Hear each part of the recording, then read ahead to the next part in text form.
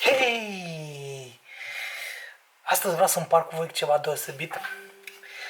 Nu o să fie o rețetă, o să fie mai mult un experiment. Este prima oară când gătesc prin metoda asta și anume prin fermentare. Am pus în borcanul ăsta timp de 2 săptămâni jumătate de kilogram de habanero și un Carolina Reaper, un usturoi, cardamom, piper, un anason și alte spice-uri, zahăr și puțină sare și am lăsat să fermenteze și azi e ziua în care au făcut 14 zile și e timpul să transformăm această chestie într-un sos super picant, zic eu de vreo 700.000 de unități Scoville. O să fie ceva extrem de picant. Am pregătit aici niște sticluțe în care voi pune sosul, dar cred că așteptările mele sunt cam mari pentru că am pregătit 5 sticluțe și nu cred că o să iasă atâta. Și primul pas o să fie să-i scot de aici, de-aia am mănuși și când o să-i gătesc cred că o să am nevoie și de masca de snorkel. Prima oară când am desfăcut borcanul ăsta din fermentare m-a luat prin surprindere. Haideți să vă arăt ce e aici după 14 zile. Ok? Fiți atenți la reacție. Și înăuntru avem niște bule mici care se fac acolo.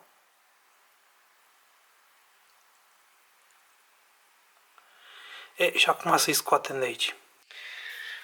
Foarte important înainte să-i scot, vreau să păstrez și lichidul în care au fost, pentru că lichidul ăsta o să-l folosesc la gătit. Hai să-i scot acum. Și am scos ardei într-un castronel, am scos lichidul în altul, îl voi păstra, acest lichid. Și acum să facem sosul. Prima oară vreau să prăjesc niște usturoi din 2 motive. Vreau să păstrez usturoiul ăsta, să-l fac crispy puțin, dar să nu-l ard. Și în al doilea rând vreau să păstrez și uleiul. O să-mi folosească uleiul ca factor de conservare. Pe lângă oțetul ăsta fabulos din cidru de mere cu puțină miere.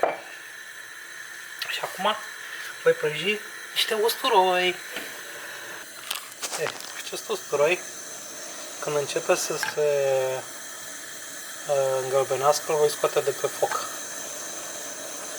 Și voi separa usturoiul de ulei. Uite, așa arată usturoiul. Dacă se aude că e crispy. Am separat uleiul ăsta aromatizat. Acum voi pune chestii în blender și le voi găti. Pa-bam! Acum vine partea mea preferată în care voi pune chestii în blender. Chestii în blender! Chestii în blender! Începem cu ardei.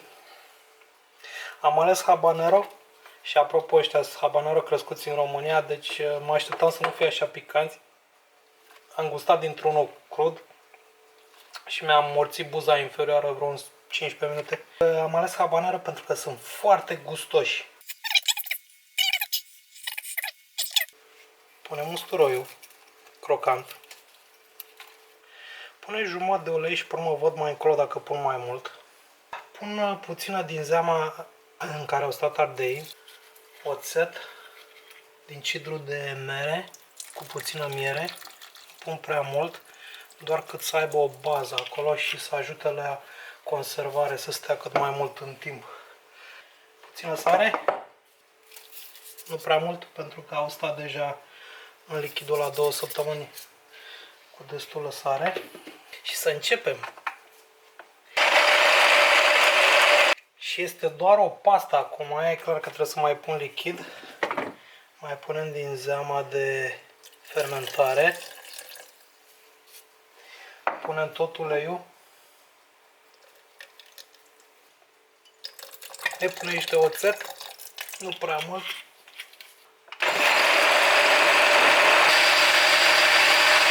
Vreau să gust puțin. O să fie foarte periculos ce fac eu aici, să gust. Luăm așa puțin. Trebuie să mai pun ceva. Doamne ajută.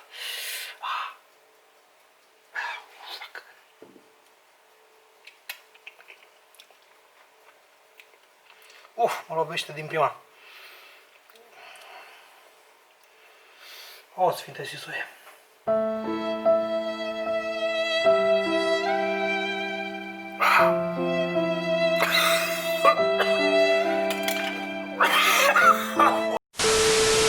Mai trebuie puțină sare. Mi-au dat lacrimile deja. Dar e extrem de gustos. Și trebuie să fie ceva mai lichid. Mai punem sare. Sosul e gata. Trebuie doar să-l încălzesc, să las să fiarbă 5 minute. Doar. Consistența e destul de bună.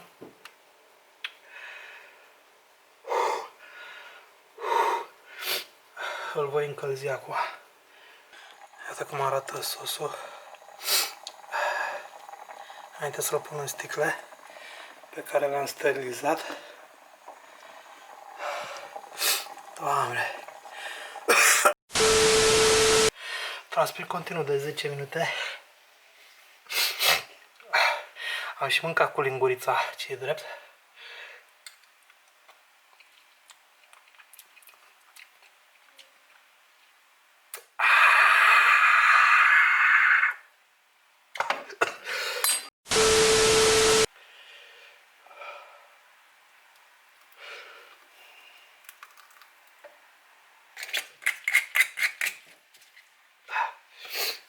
Așa arată prima sticlă de hot sauce habanero și Carolina Reaper. Îl punem la depozitare.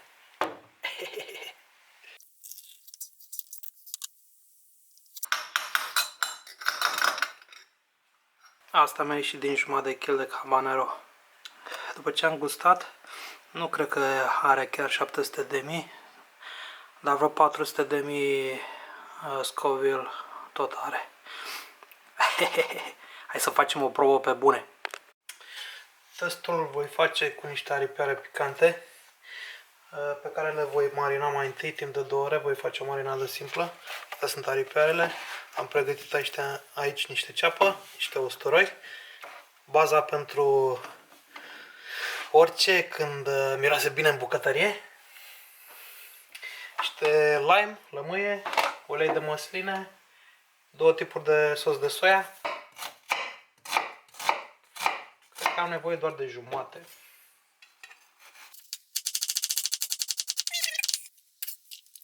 Usturoiul.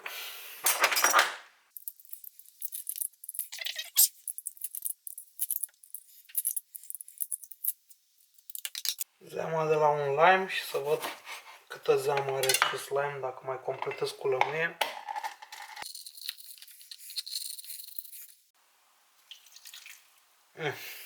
Destul de juicy. Cred că mai trebuie să pun lămâie.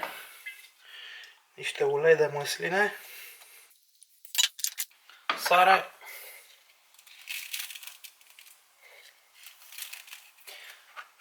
Sos de soia normal. Poate că am pus sare. Ăsta are conținut foarte mic de sare. Și sos de soia dulce.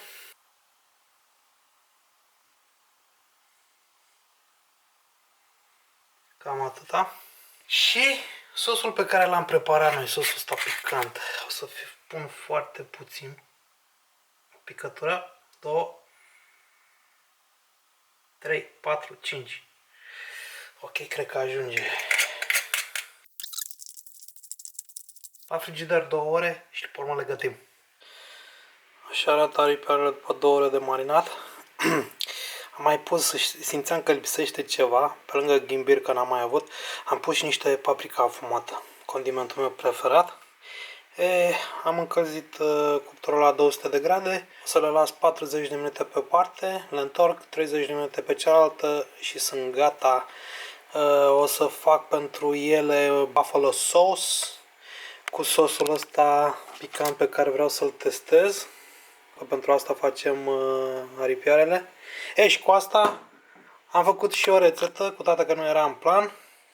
Așa arată aripioarele după o oră și 10, o oră și 20 de minute.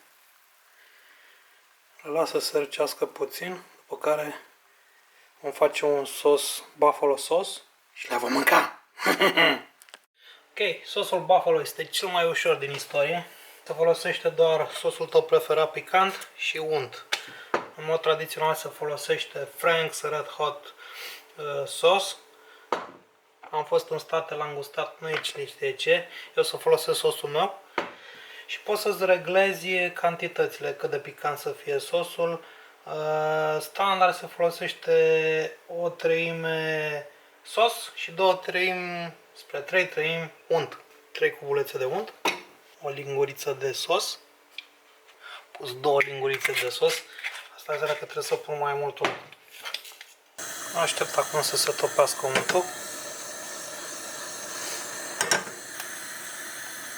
Da, zic că e gata. Iau sosul de pe foc. Să-l pun peste aripioare.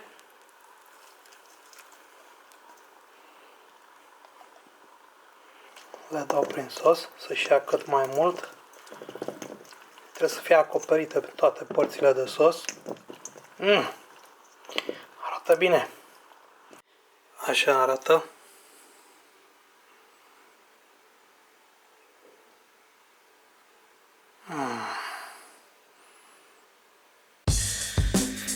E timpul să mâncăm. Vă spun de acum, miroase excelent, miroase delicios. Hai să băgăm.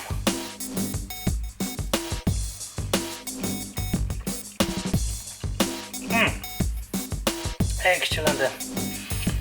Sosul picant este picant, dar este diluat mult de unt. Stai.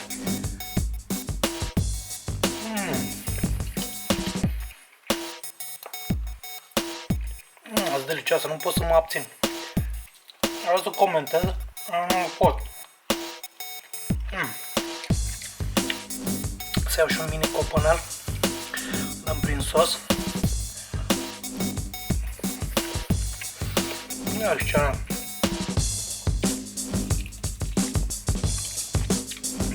Cred că cel mai bun aripioare pe care l-am mâncat până acum.